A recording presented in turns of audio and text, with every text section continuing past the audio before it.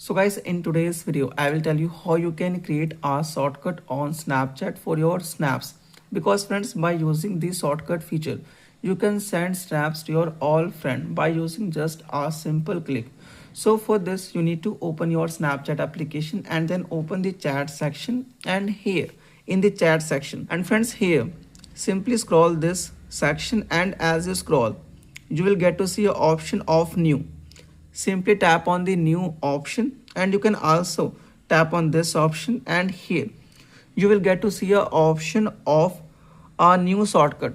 Simply tap on the new shortcut option, and here first of all choose a emoji for your that particular shortcut.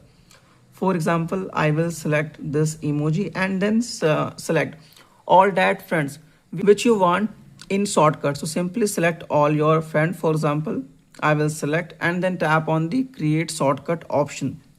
So guys, as you create a shortcut, the major benefit of this shortcut feature is that you can send snaps to your all the friend or all the selected friends in shortcut. You can send by just a simple click. For example, you need to select all option and then tap on this send option like you can see. And friends, if you have any questions or doubt, please comment on this video. Must like and subscribe channel to get more interesting and informative videos like this.